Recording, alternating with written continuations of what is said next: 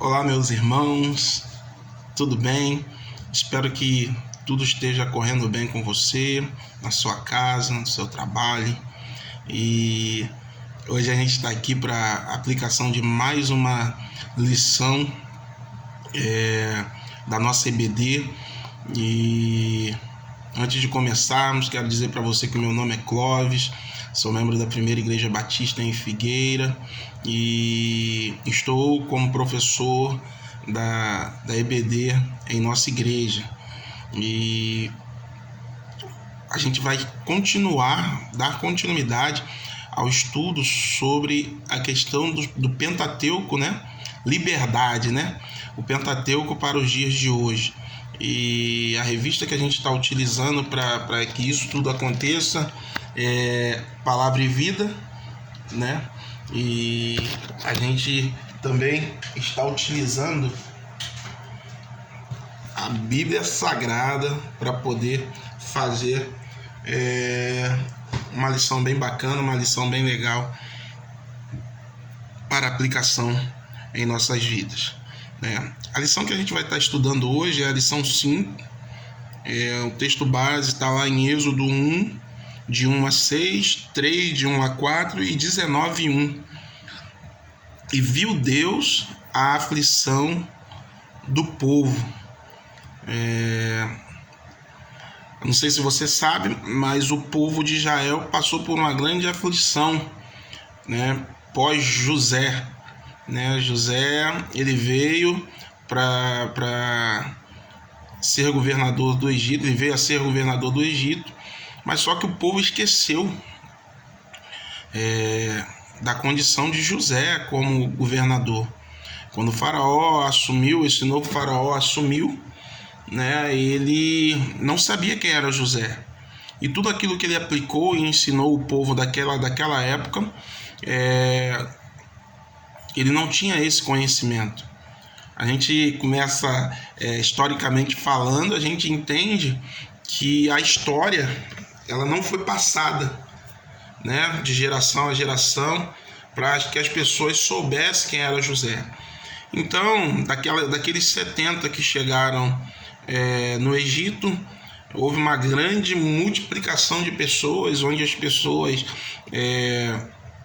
começaram a mudar suas práticas, a viver outras vidas, a viver uma vida que se tratava de uma vida fora dos preceitos cristãos, né? E por conta disso, os hebreus eles se multiplicaram no Egito.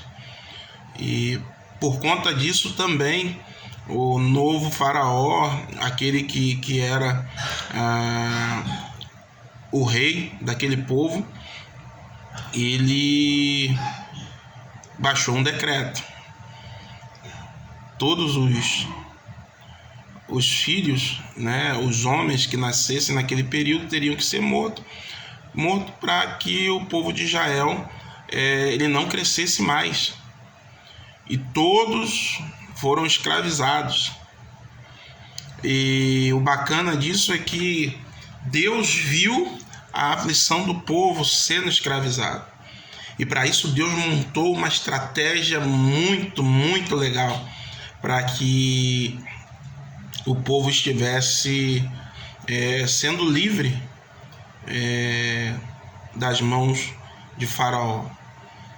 E fazendo esse resumo aqui para você, a gente parte para o primeiro tópico da lição, que é o Êxodo, saída da terra da escravidão. E o que eu destaquei aqui nesse texto, você já leu a lição, você já sabe. O que eu destaquei aqui nesse texto que a gente lê nesse primeiro tópico, o Senhor chama Abraão da sua terra natal para ser uma bênção para as nações. Em Êxodo, o Senhor chama uma nação de uma terra de servidão para ser bênção para as nações. Ou seja, Deus, da descendência de Abraão, já tinha feito uma promessa que em ti serão benditas todas as famílias da terra. E a partir de Abraão, a gente já conhece a história dele também, aconteceram essas coisas. essa é uma coincidência que aconteceu na vida deles, porque coincide com a questão de os povos serem abençoados por Deus, serem livres, né? Abraão foi um camarada que serviu a Deus, que buscou a Deus no seu tempo, e passou-se um período e Moisés também fez com que o povo fosse liberto para alcançar uma terra prometida. Então a gente fala do pai da fé e a gente trata também do homem que libertou o povo para uma condição melhor. Então eu quero deixar para você também o texto que está aqui no final. Servir a Deus, portanto, é um grande privilégio, pois como nos afirma o apóstolo Paulo em sua carta em Colossenses 1,13, ele nos libertou do império das trevas e nos transportou para o reino do Filho, do seu amor. Então, eu queria deixar nesse primeiro momento para você a questão de que, por mais que as dificuldades estejam imperando, né, no teu cotidiano, na tua vida, na sua caminhada, eu quero que você entenda, tudo isso é um processo para você poder caminhar em direção à sua vitória. O que a gente pede para que você faça? O que a gente pede para você fazer? Não desista do processo. Todo processo ele leva um tempo para acabar. Justamente porque ele tem um princípio, ele tem um início. E ele vai se iniciar, ele vai ter o seu meio e ele vai ter o fim. Mas se você desistir no meio do caminho, você vai ter que reiniciar o processo novamente. Com o povo de Israel não foi diferente. Eles saíram da escravidão da terra do Egito, mas enfrentaram 40 anos de deserto. Mas por quê? Porque eles não entendiam a questão do processo. E com a gente tem que entender essa questão do processo, para que a gente alcance vitória em meio àquilo que a gente tem passado, em meio às tempestades que a gente tem passado. Uma coisa muito bacana que eu quero destacar aqui, que no domingo eu ouvi na mensagem do pastor Hudson, foi: o crente sofre. Mas por que o crente sofre? O crente sofre para poder cantar o hino da vitória no final.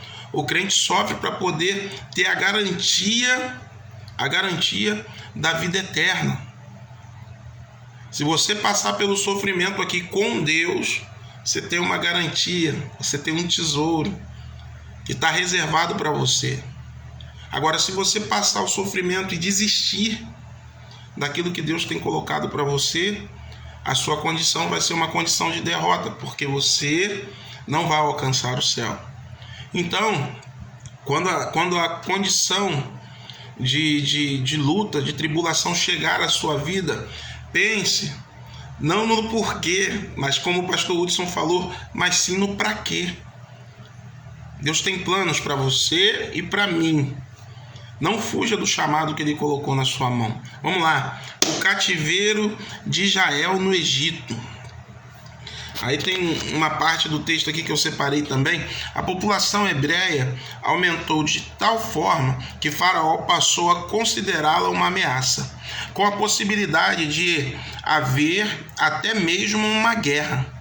Em razão disso, ele resolveu escravizá-la e destruir todos os recém-nascidos do sexo masculino, objetivando impedir o crescimento populacional dos hebreus, sobretudo os que pudessem pôr-se em armas futuramente, e em consequência disso acabar de fazer de uma vez com aquele povo. Se não fosse intervenção de Deus, o plano de Faraó de matar todos os bebês do sexo masculino teria dado muito certo. Mas Deus já havia escrito uma nova história para Israel. Se você for parar para ver o texto, estava tudo articulado por Deus. Moisés precisava passar por aquele aprendizado, por aquele ensinamento que ele passou no Egito. Para quê? Para aprender a guerrear, para aprender a lutar, para poder ensinar, para poder saber a condição de hierarquia, para poder lidar com as pessoas. E isso foi uma condição muito legal. E Moisés se aplicou nisso, e Moisés aprendeu isso e o fez muito bem. Não que ele fosse saber tudo depois, porque o deserto foi moldando ele. E você vai ver isso aqui na parte 3 da nossa lição.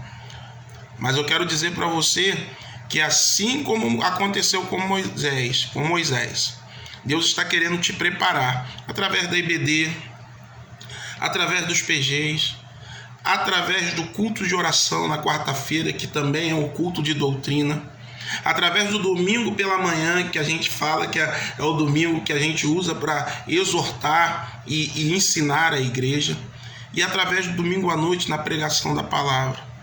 Deus tem várias coisas para mostrar para a gente, mas a gente precisa se colocar na brecha para poder fazer isso acontecer. Por fim, Moisés, a parte 3, Moisés, o líder da redenção do povo hebreu. Uma parte que eu separei do texto aqui, né, como nos outros, indubitavelmente a história de Moisés é inspiradora para todos nós. Deus tem propósito maravilhoso à nossa vida. Basta estarmos atentos e dispostos a viver em obediência incondicional a Ele. Você já parou para pensar que quando você obedece, você cresce, e quando você não obedece, você diminui? Você já percebeu isso? Dados os momentos da sua vida? Qual o teu propósito em estar na igreja? Qual o teu propósito em buscar a Deus? O meu propósito é o céu. O meu propósito é fazer com que aqueles que estão à minha volta também entendam que o propósito da gente tem que ser alcançar o céu. Mas você está preparado para isso?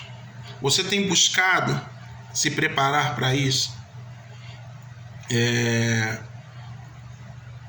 Aqui na lição de hoje, a gente entende que Deus preparou Moisés para uma coisa que ele mesmo achava que não conseguiria fazer.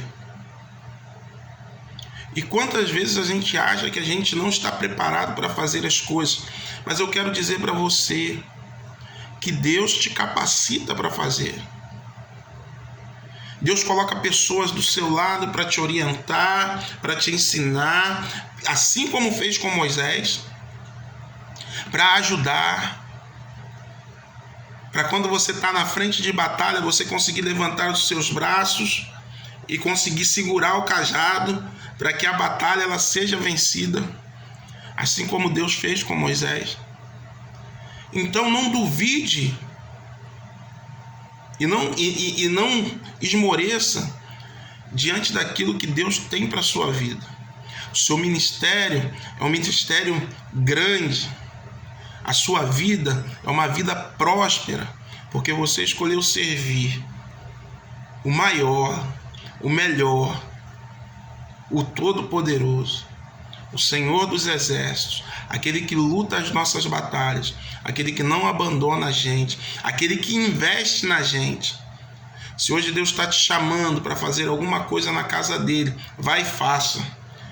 Se ele não está te chamando, ei, acorda.